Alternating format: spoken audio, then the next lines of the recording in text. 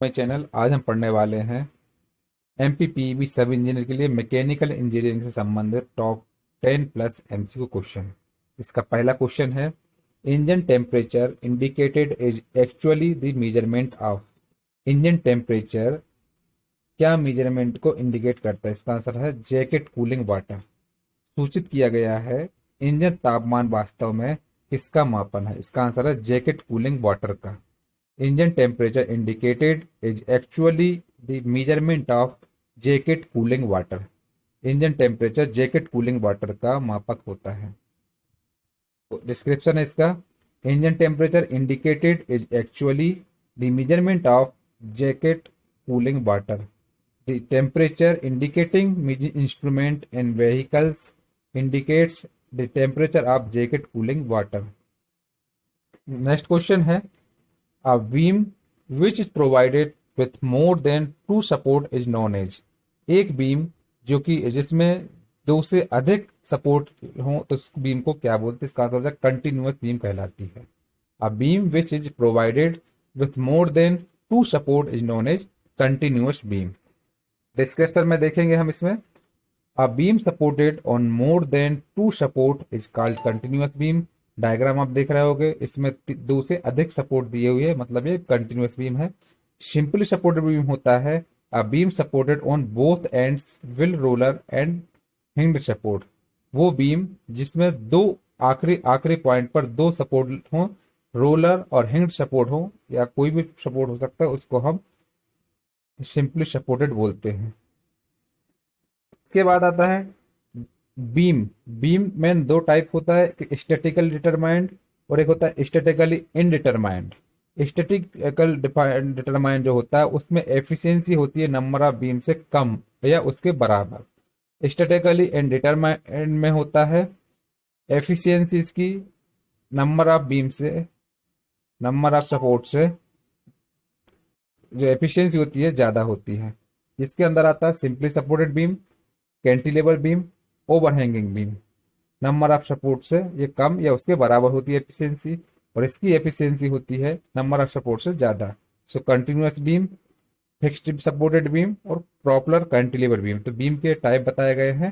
तो बीम का टाइप होता है simply supported beam, cantilever beam, overhanging beam, continuous beam, fixed supported beam और प्रॉपलर कैंटिलीवर बीम। इसमें सहन शक्ति की के हिसाब से इसकी जो नंबर ऑफ सपोर्ट होंगे वो कम होंगे या उससे ज्यादा होंगे। इसमें सहन शक्ति के हिसाब से नंबर ऑफ सपोर्ट ज्यादा होंगे। नेक्स्ट है, GUI is an acronym of. GUI का संक्षिप्त नाम है, इसका आंसर है किसका संक्षिप्त नाम है? ग्राफिकल यूजर इंटरफेस का। जीयूआई का फुल फॉर्म होता है ग्राफिकल यूजर इंटरफेस।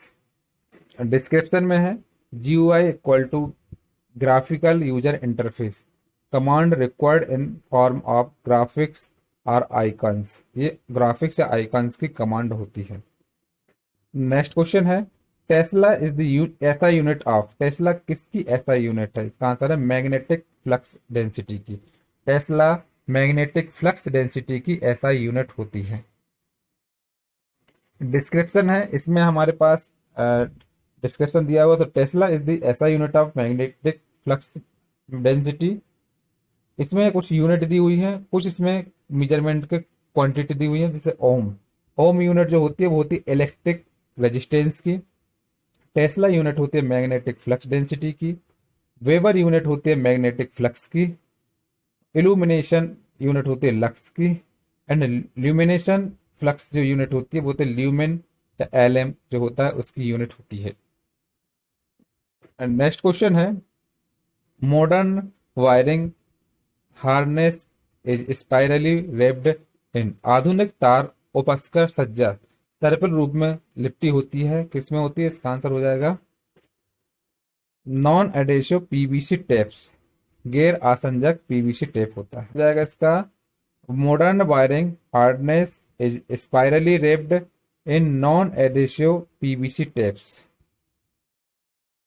अगला क्वेश्चन है, jolt machine is used for. Jolt machine में क्या इस्तेमाल होता है? इसका आंसर है मोल्डिंग। जोल्ट मशीन मोल्डिंग के लिए इस्तेमाल होती है, तो jolt machine is used for moulding.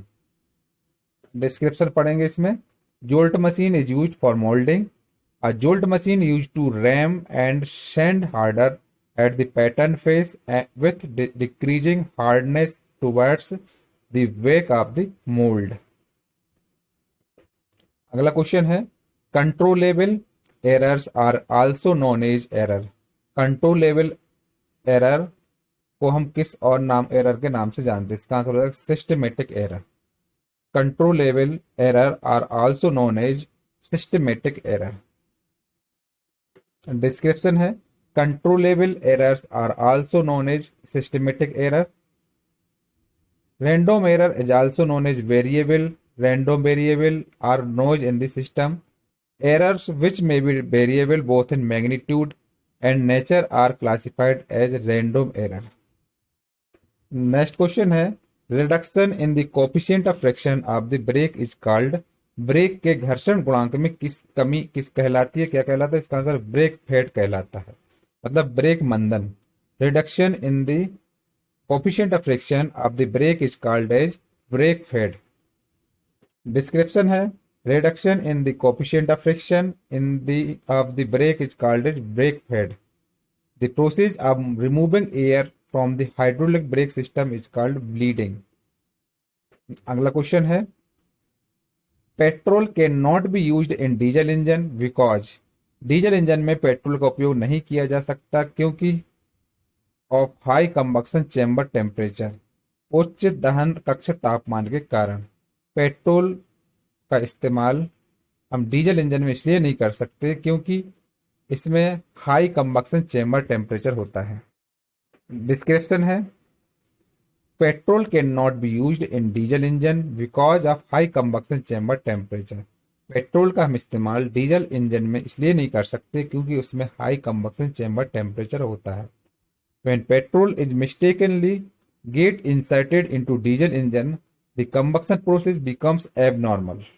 अगर गलती से अगर पेट्रोल डीजल इंजन में अगर चला जाता है तो उसमें कंबक्शन प्रोसेस जो होती है एबनॉर्मल हो जाती है। This happens because diesel fuel is less volatile as compare to petrol. Diesel fuel जो कि डीजल फ्यूल के कंपेयर में देखा जाए तो पेट्रोल काफी हल्का होता है। During the compression stroke the piston before reaching the top dead centre started burning and combustion starts which leads to knocking. इसमें नॉकिंग में प्रॉब्लम जाती है। नेक्स्ट क्वेश्चन है moving coil pickup is used for measuring. Moving गतिशील कुंडली क्रम वीक्षण को मापने के लिए प्रयुक्त होता है। मूविंग कॉइल पिकअप के माप करने के लिए क्या इस्तेमाल होता है? इसका आंसर है लीनियर वेलोसिटी। तो moving coil pickup is used for measuring linear velocity. Description है moving coil pickup is used for measuring linear velocity.